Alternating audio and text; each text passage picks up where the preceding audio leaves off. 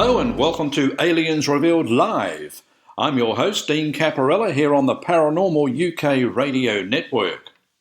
From alien abductions to monster-infested ranches to Men in Black, near-death experiences, close encounter experiences and more, we speak to some of the most amazing people on the planet, ready and willing to share their chilling stories with you. And they all come from the Aliens Revealed Live files here on the Paranormal UK radio network. Well, spiritual connection with ETs and interdimensional beings has been part of Rebecca Hardcastle Wright's life since childhood. Since her first spiritual experience, Hardcastle Wright has been on a journey of discovery. Now she has arrived at a place where she not only understands what she's experiencing, but she can pass on her knowledge to others. Hardcastle Wright is founder of the Institute for Exo Consciousness.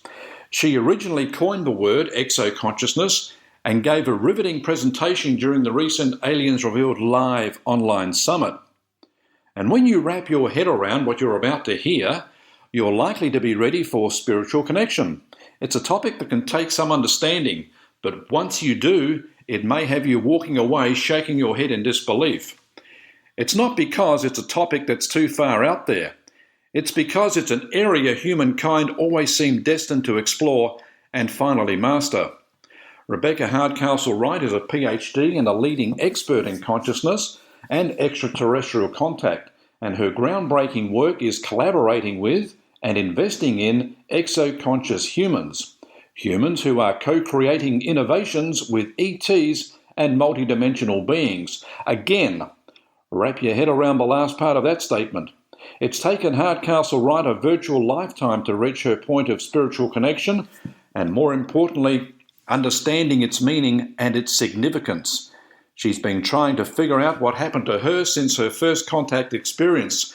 She's explored who she really is and who these beings are and that she's communicating with.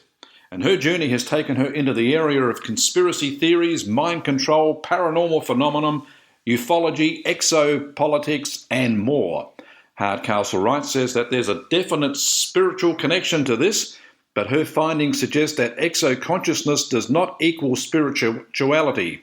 She joins us now. Hi, Rebecca, welcome. Thank you, Dean. It's wonderful to be here. Good to have you here. So, what is exoconsciousness, and is it the same as spiritual consciousness? Exoconsciousness, as we are defining it today, because I created the word about 20 years ago, so it's gone through some different iterations, more academic at its beginning, and then today more in terms of how individuals experience it. So today the definition of exoconsciousness is that it's the innate human ability to connect, communicate, and importantly, co-create with extraterrestrials and multidimensionals. You've been an ET multidimensional experiencer since childhood, or a conscious experiencer. So what exactly does this all mean? Well, I was a childhood experiencer. I grew up in West Virginia, here in the United States, and I had not only extraterrestrial experiences, I had interdimensional experiences. I went underground as a child, which may sound strange until you get into talking with other experiencers, and they talk about the same phenomenon that I had as a child. I don't know if I came into the world with my filters rather down, or just because that was what I came here to do. But it took most of my life. I have looked into conspiracy theories, mind control, paranormal phenomenon, ufology, exopolitics, honestly, because I was trying to figure out what happened to me and who I was and who I am and who are these beings that I'm still communicating with. So when you ask me, is there a spirituality aspect to this? Absolutely, there is a spiritual aspect to it in two ways. I think there's a spiritual aspect. Is spirituality, does exoconsciousness equal spirituality? I would say no. Exoconsciousness equals a phenomenon similar to what people who are spiritual or, let's say, mystics have experienced. where they have this relationship with the other. Spirituality, I came out of a religious background. I went to Boston University. I was ordained in the United Methodist Church. I have, I have knowledge of religion, world religions. And one of the things that is definitive of religion is that you go as a group. So you don't like strike out ahead, or you don't slow everybody down, but you as a group in a religion take the same steps together, and there's a dogma and a doctrine and rituals and tradition and a whole wonderful array of history and texts that accompany you on this journey during this earth life in religion.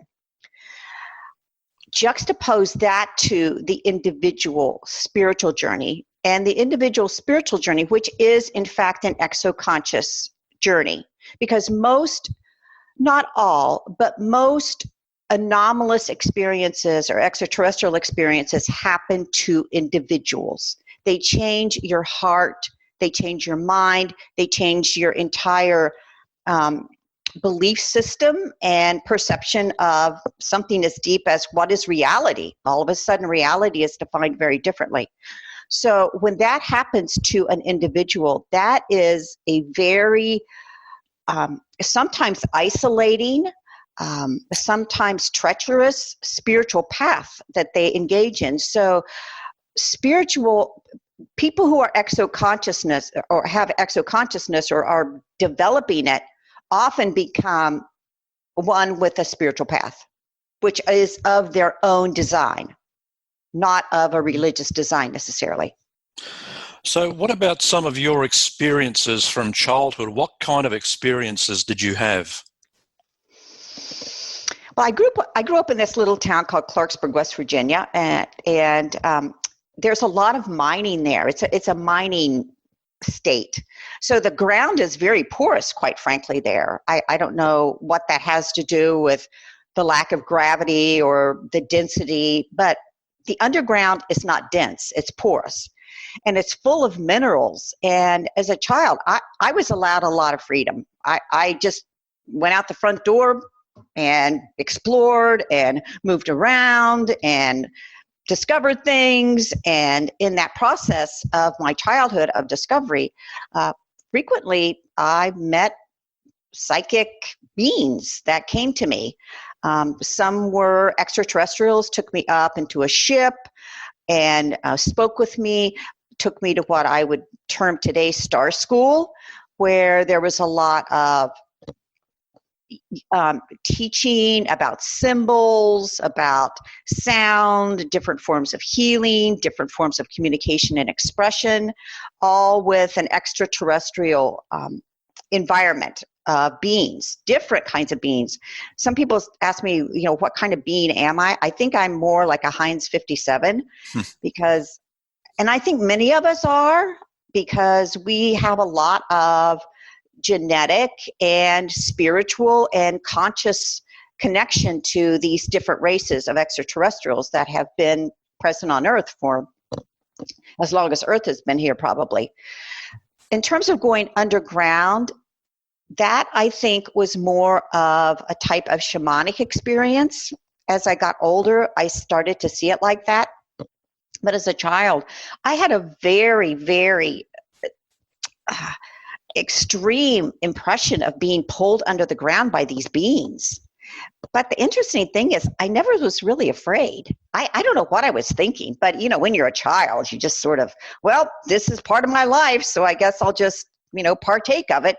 And I was pulled under. I met these interdimensional beings under the ground. And now that I've kind of studied what happened to me and what continues to happen to me today, I see that it's probably part of what the shamanic tradition was that I innocently stumbled upon as a child. And it's throughout the history of religious mysticism. It's in part of indigenous tribes and their rituals. So it's really quite a commonplace thing for humans to experience. It's West Virginia is it's almost the capital of UFOs and the paranormal, isn't it? West Virginia. There's a lot that goes on there.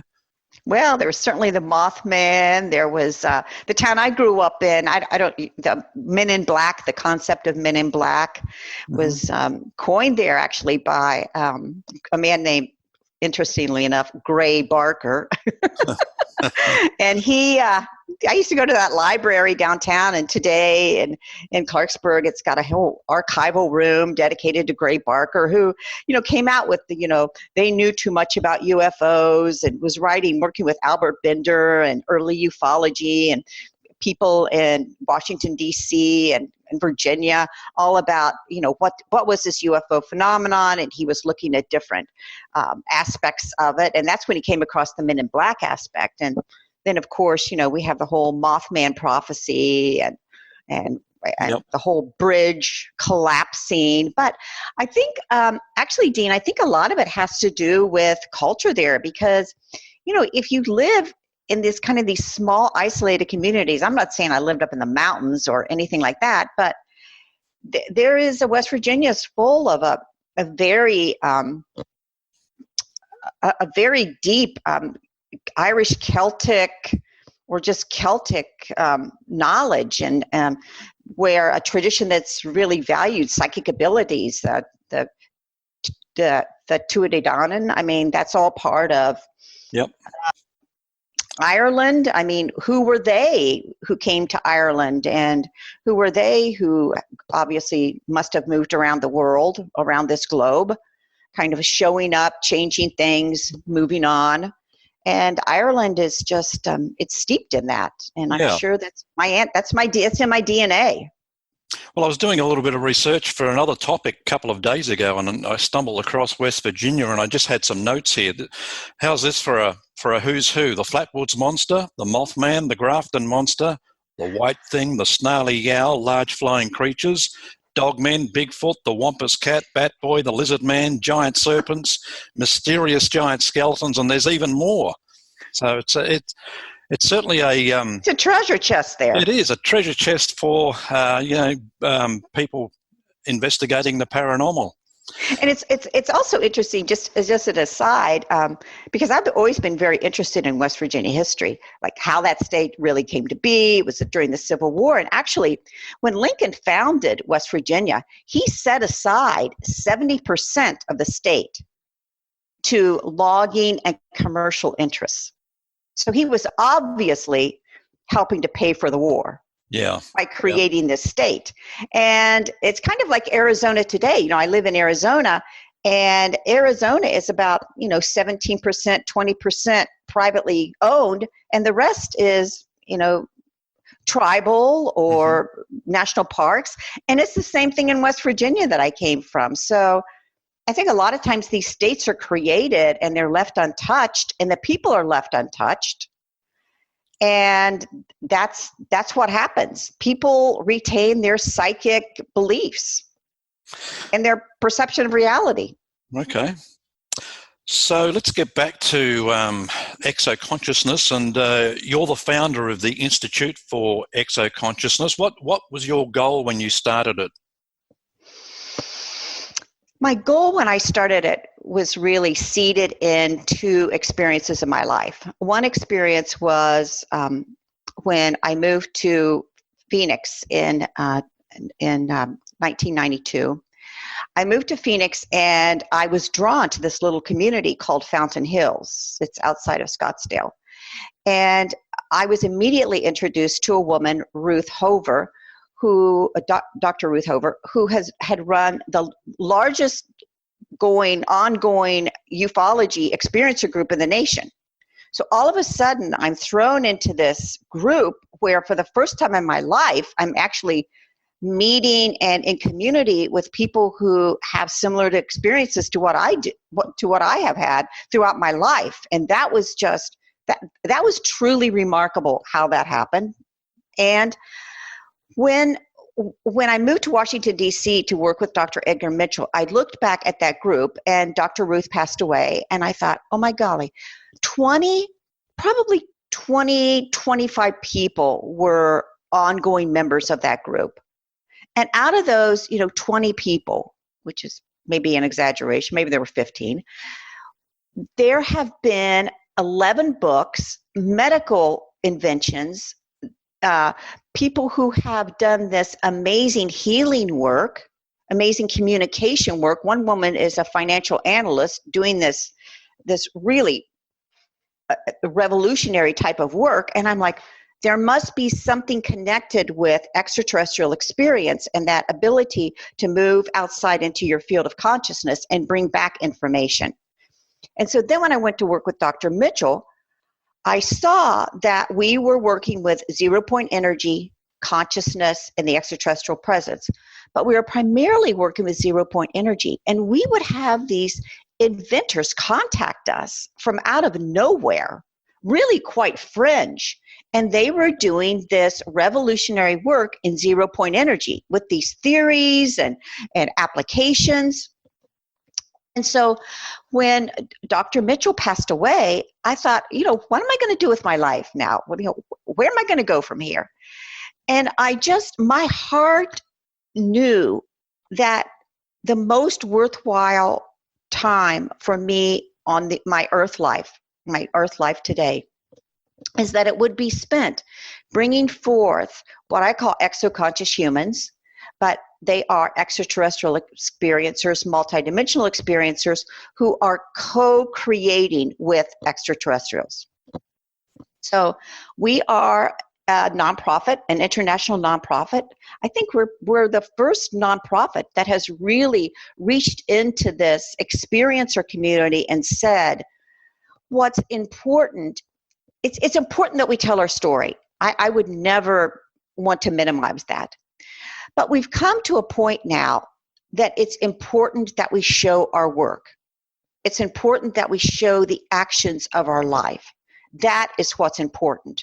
And so that's what the Institute is here to strengthen and to advance into mainstream society, are the inventions and innovations in health, in healing, in education, in art, in technology, that these experiencers are bringing forward, so that we call it building an exoconscious civilization. So we're really the doers. You say that exoconscious humans are co-creating with ETs and multidimensionals. Is that to advance our technology? Is that to advance us as humans? The human is always the focus of exoconsciousness. The human is why we're here. We have a belief in exoconsciousness that consciousness is not the brain. So a lot of transhumanism, singularity, a lot of neural research today has sort of isolated the brain as the seat of consciousness in the human. We would flip that and say the seat of consciousness really lies outside our body in this field of consciousness that somehow the neural scientists haven't really determined, but somehow not just does our brain communicate with this field, but literally our entire body, our neural system, our endocrine system, the bones and muscles and organs in our body is all part of making consciousness possible. So we have much more of a holistic message with that. Okay. So I understand that, and I guess it's obviously for our benefit, but I've always wondered what's in it for the ETs in advancing us as a race, as a culture. I think because we are them. Okay. I think that our DNA, going back to the concept of Pasmernia, that we're a seeded planet. Just Pasmernia is primarily we're biologically or geographically a seeded planet from within the universe and within the cosmos. And I think gradually humans are coming to see that, we're not only seeded by the rocks and the debris and the bacteria that have come to Earth and the comets or the asteroids, but that we are really seeded genetically, and that's been part of our religious history across the world. It's part of religious history. And so we are just making a statement, I guess, making a public statement that we acknowledge the fact that we are cosmic creatures, that we are cosmic beings. And so just as these beings have a stake in us, genetically, perhaps, we also energetically, they have a stake in us, that we have a stake in them. Mm-hmm. And that this relationship needs to be discussed and spoken of, not, set aside and laughed at or dismissed. Did you ever see the movie Mission to Mars? Gary Sinise and I think Tim Robbins was in it. Right, I see that. Towards the end, Gary Sinise, when they discovered who they actually were and they were on Mars, and Gary Sinise said, "We're them, they're us." Right. And it was one of the high points of the movie. So you've also said that the ET reveal is currently happening through experiences and their transformed abilities of consciousness. So is this talking disclosure or just revealing what abilities we've got? I think culturally across the globe, disclosure is a word that people know. It's it's a word that they identify with. I've known Steve Bassett for years and worked in the exopolitics circles for years with Michael Salla and Stephen Bassett. And when I was in DC, I attended the National Press Club informative information about UFOs. And so, yes, I think that it's always going to be disclosure is going to be a cultural context. It's going to be a political context. It's going to be, certainly it's going to be an economic context when official disclosure, when we've reached that tipping point, which I believe that we're almost there, that there is going to be a redefining of a lot of many, if not all sectors of reality, all sectors of society right now. And I would also add that the people who are going to be part of the vanguard of this are the experiencers. Because as wonderful as having your first UFO experience is, or having your first contact experience is, as wonderful as that is, the reality is it takes time to integrate that, and it doesn't happen overnight. It takes time to ground that and make sense of it and figure out what the heck just happened to me. And so I think now we're seeing there's a group of people, many of them, we in the Institute call ourselves kind of mature, self-defined, self-actualized exoconscious, because we want to be public with the fact that we have taken time to move through this process and how important it was that we did that. Now, could I have gone through that process as a child? No. I mean, culturally, it wasn't possible. Is it possible today to start that as a child? I think that's much more of a possibility than it was many years ago. The reveal, I mean, it seems to be being rolled out slowly through experiences. What about the experiences that we don't hear from, we don't hear about? They're keeping it to themselves. What do you say to experiences that may be too afraid to share it with anyone in a safe environment? Well, I can give two examples. I'm a practicing therapist, and I had a man come into my office several years ago who's in his late 80s, into his 90s now, and he just had his first experiences. Wow. Into his 80s and 90s. Yeah. And they were quite vivid. Okay.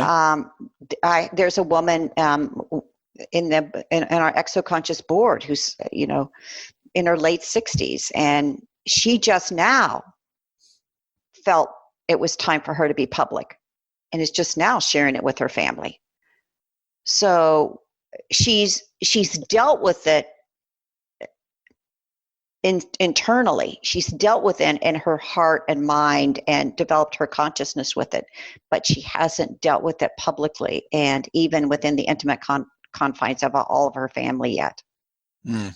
I guess people are looking for a safe support group, I guess, to be part of first, and then gain the confidence, and then, then maybe come out with it at some stage down the track. But I think to ask somebody to go from experiencing these things throughout their whole life and then suddenly thrust them into the public spotlight, I think it's a bit overwhelming. Everything in life today is overwhelming, don't you think? Yeah. I mean, Is this really any different than so many things that are happening to us today? And we're doing it to ourselves with social media, quite frankly. Andy Warhol, 20 Minutes of Fame. I mean, or Truman Capote, whoever said that. So I think that there's a lot, there are many avenues, many opportunities. You can do it slow, you can do it fast, you cannot do it at all publicly, but it still is going to impact your life and your consciousness, and it impacts your body, quite frankly. Okay. As a member of Apollo 14 astronaut Dr. Edgar Mitchell's Quantrex International Science Team, did you make any major breakthroughs? I mean, you were researching zero-point energy, consciousness, and the ET presence, but was it for 6 years you were part of the team? Were there any major breakthroughs? Yeah, I was in Phoenix when I was asked to go and work with Dr. Mitchell. I'd written my first book, Exoconsciousness, Your 21st Century Mind, and that book was my first attempt to lay out the definition of exoconsciousness. And then I was asked to come to Washington, D.C. and be part of his international science team. And did we make accomplishments? Yes. Did they meet my expectations? No, as often the case. But I think any time that you decide that you're going to be on the cutting edge or be the first one into that jungle and start clearing the path, don't expect that the world is going to come rushing to your feet or to your table and acknowledge you, because that's unrealistic. That's not going to happen. But we did gather a very impressive group of scientists. Certainly Dr. Mitchell's writings of that time about the quantum hologram were quite remarkable in terms of how we're perceiving consciousness, how we're perceiving the field of consciousness, and how it can be quantified in terms of physics and mathematics.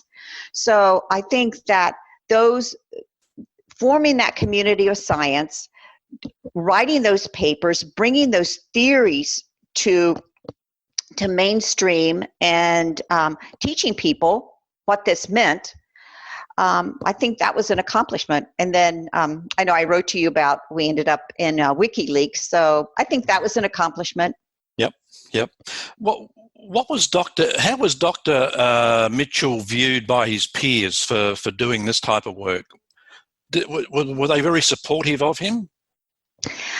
Dr. Mitchell had a very close community of friends in Florida around where he lived, who were always there for him in very, very warm and beautiful ways to keep him grounded, to help him have support.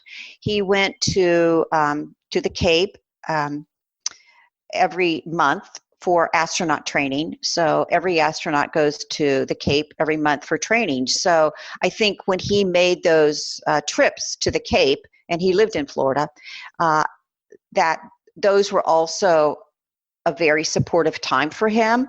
I think among themselves, astronauts, and certainly I think something like 15 or 20 astronauts, including cosmonauts in Russia, have come out publicly and said that there's an extraterrestrial presence and talked about it. So I think he did have support in the astronaut community. And then, of course, I think as in around 2005, when exopolitics really began to be an open field where we could discuss disclosure and discuss the reality of UFOs, the reality of the extraterrestrial presence, he was certainly welcomed into that group of people. But Edgar was always a scientist. I mean, he was not a politician, and he wasn't he wasn't a psychic. He wasn't a psychic. Edgar was very grounded in science and knowledge. Did he work with paranormal phenomenon? Absolutely. He founded the Ions Institute, but as an individual, he was very, very scientific. His degree was in mathematics, and he, more than anything, wanted to begin to sort of clear away that jungle that existed between scientists who were thinking like he was thinking and scientists who were thinking in the mainstream, so that there could be a dialogue based on math, based on science, based on physics, so that they could share these ideas in an open way.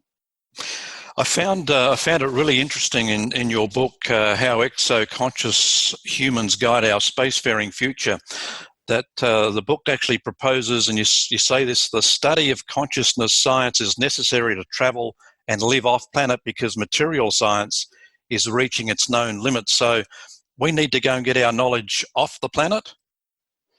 I absolutely believe that. That anytime you talk about space, there is always a paranormal aspect to it. There's always a spiritual aspect to space. And I feel that what is happening is that our scientists, many of them in the space program, have sort of dabbled in the occult, have dabbled in the paranormal. They're aware of these things. They're aware of these ancient flying machines and the texts around them. And it's really growing to be the time where they come out and are public about what they've been studying and what they've been looking at, and how, if you think you're going to go into space with a chemical rocket, you're probably not going to be successful. That there are physics involved, there's distance involved, there's warp drives involved, there's the science of black holes involved, that you're going to have a background in spiritual knowledge, in occult knowledge, if you want to call it, esoteric knowledge. You're going to have a background in ancient religious knowledge in order to even begin to creatively form the new science that's going to take us where we want to go. Can anyone become exo-conscious? Absolutely. It is an innate ability. Are there ways of, if you haven't shown the ability, are there ways of bringing it out? Once again, that's an individual path. I've had people who said to me, "Oh my goodness, I've just sat in my backyard for years and look up in the sky, and why don't the ships come to me?" And, my answer would be, you might want to look inside instead of outside. You might want to tap into the genetic reality that you are one with them.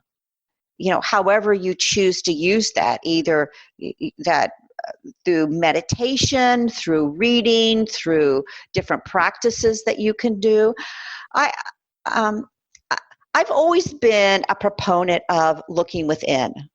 Looking up at the stars, that's CE5. So that's Stephen Greer's CE5 is looking up the stars. And I think that's valid. And he's done a lot of wonderful work about having this mutual response between the UFO encounter and the humans on the ground. And as I read through his work and, over the years have become familiar with it, I saw that exoconsciousness really was CE6. And what we're about is going within human consciousness, grounding it in who we are as humans and our cosmic nature, and grounding it in the science and the spirituality and the cultural aspects of consciousness. Well, I guess, Jesus was always talked about looking within. Are we talking, as a Christian, we're talking Holy Spirit within? It's so connected to religion.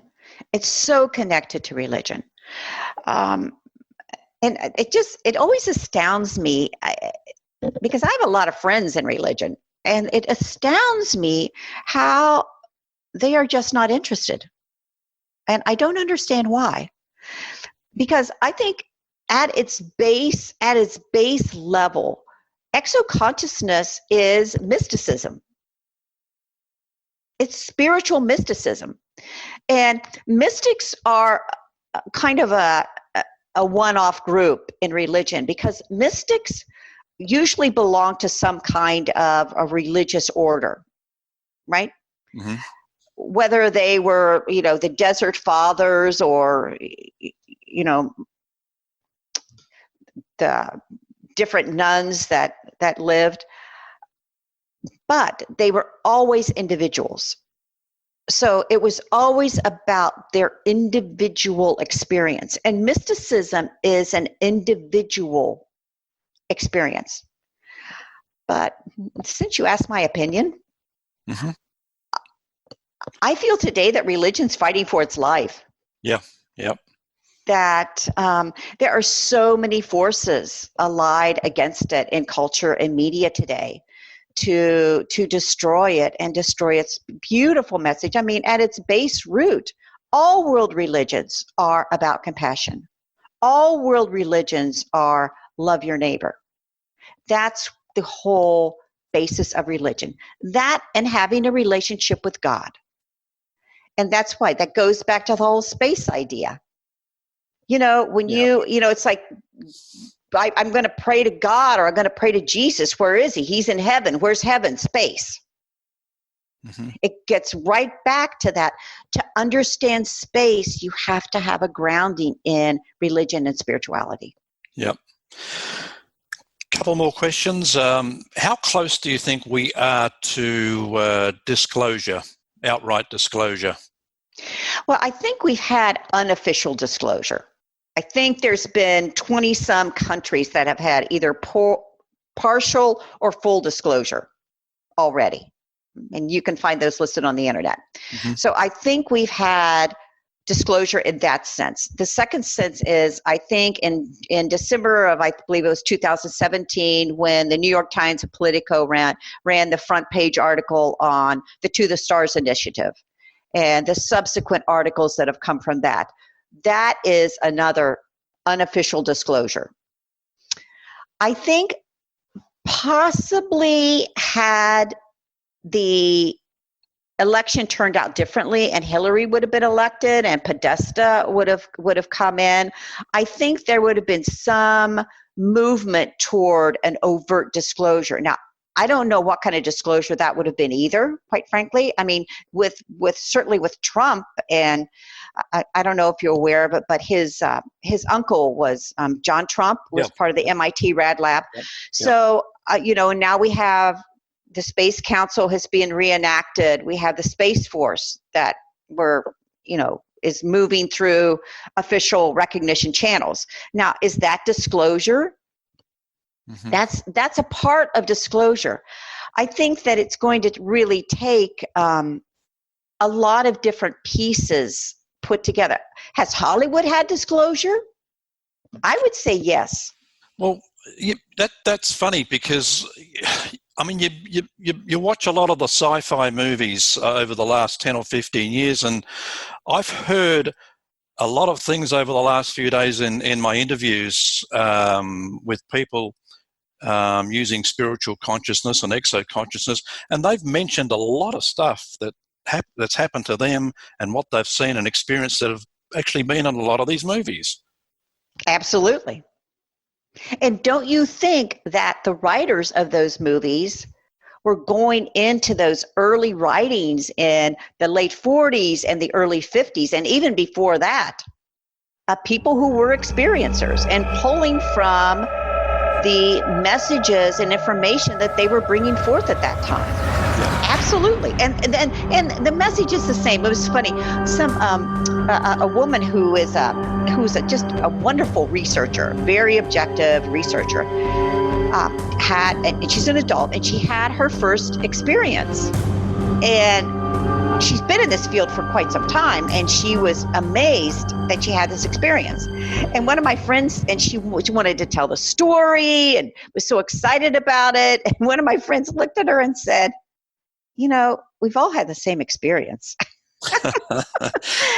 And it's sort of humbling. Burst a bubble. Yeah. Rebecca, can anyone join your community? Oh, please do. We invite you. So we just look for the Institute for Exo Consciousness. Mm-hmm. Okay. Or you can come to my website, email me directly from my website, exoconsciousness.com. Mm-hmm. And I respond to everything personally. So okay, maybe a few days, but I'll get back to you. And I would love to have a participation. And, you know, knowing that who we are, we're co-creators. And so especially if you're someone that's bringing something into the mainstream, that's bringing an innovation, that's bringing a healing, that's using this in their everyday professional life or personal life, please know that we're going to be there for you. Mm-hmm. Okay, great. And just before you go, I note in my notes that you taught one of the first ufology courses in the nation. I did. How far back was that? And was 2005. So I didn't realize you could earn a degree in ufology. No, it was just a course. It wasn't a degree. Okay. So I taught it here in Scottsdale Community College for a semester. The funniest thing happened. I was in PR at the time, and so this was before internet, like emails, so I just sent out all these press releases, and I ended up on all these television shows talking about the course. The course was packed. Wow, I could imagine. And after the conclusion of the course, I went in, and because I had written a whole curriculum for them, for the course, regular, because I was in education, so I'd written a professional curriculum for my course. And I went in, I said, I just want to review my curriculum with you, sign back up for next term. And she goes, oh no, you can't teach it. And I said, why not? And she said, because someone in the community wrote a letter and is just to the president and is incredibly upset about the fact that we're using public money to fund such courses. Wow.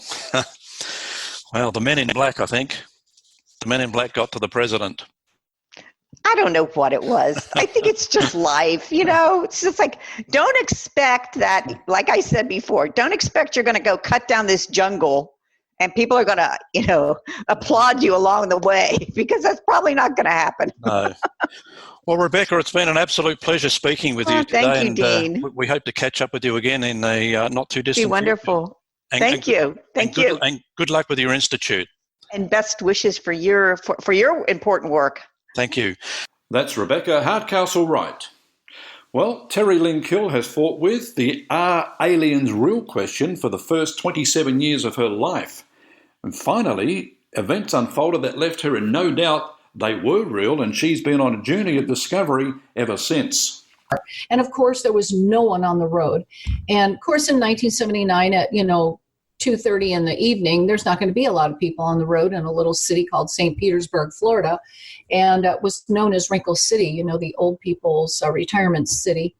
And I stood there, and the next thing I knew, staring at this thing, this huge blue light came from the right side, and there was a big open field to the right of where these railroad tracks went near Morris Street. And it's still the very same way today. I go back all the time and stand there to connect. And this big, huge blue light came. I mean, it was massive. It was the size of maybe a semi-trailer. You know, it was huge. And as I turned to look at it, I saw something in the light coming forward, and I thought, oh, no way. You know, God, you've got to be kidding. That can't be real. And as I'm looking at this thing, it has this huge head, very, very thin body, long arms, way too long to be human, way too long. They're hitting the knee area. And I'm like, oh my God. And I thought, holy crap, is that thing ugly? So I closed my eyes and I said, don't look at it, don't look at it, don't look at it. And I was trying to pretend I wasn't seeing what was actually happening. And so then as I was looking down, the most bizarre thing happened. I noticed I'm not standing on the ground. I am not on the roadway. I'm like I'm going to say maybe 2 feet above the road. I've been raised right straight up off the street. And I thought, oh my God. And I wiggled my feet, and sure enough, no roadway under my shoes. And then I thought, what's going on? And so then I was literally concerned, and I was asking God, please. And I said, what's going on? I said, I don't understand this. I don't know what to think. And I heard the voice say to me, there is so much you do not understand. And I thought, oh my God, there's so much I don't understand. So the next thing I knew, okay, so as I was heading towards this extraterrestrial, which I didn't want to look at, I kept trying to close my eyes, and I kept saying, no, Lord, I don't want to see that. It was so ugly, so uncommon to see such a being, like nothing I had ever seen, of course. And I was frightened, but the being seemed to be calming me somehow, which I thought was very weird. I was feeling anxious, but then as I was moving closer to it, there was a calming coming, but I didn't want anything to do with it. So I kept looking away. And I was floating. I was not walking. And then I realized there was another craft behind that big, huge blue light that I had not seen in the beginning. And that's impossible because, see, when I first saw the first one hovered over the railroad tracks, I had looked to my right and my left to see if there was anybody else around. It wasn't there then. But then all of a sudden now, boom, it's there. And I'm headed towards it. And so this tall, I say white because the blue-white light was coming right straight through him. I didn't know what he was. I had never seen it before. So in my own mind, I'm making it up. Oh, that's some tall white thing, you know, and very tall. And so as I passed him, I thought, okay, he'll probably stay outside, but where am I going? That's contact experiencer Terry Lynn Keel, and when you hear Terry's description of what happened to her when she was just 27, it's absolutely stunning. It's coming up on the next episode of the Aliens Revealed Live Files. You won't want to miss it. And thanks for being with us once again. Don't forget to check out our site at arlhub.com. That's arlhub.com. And as always, keep looking upwards and take care.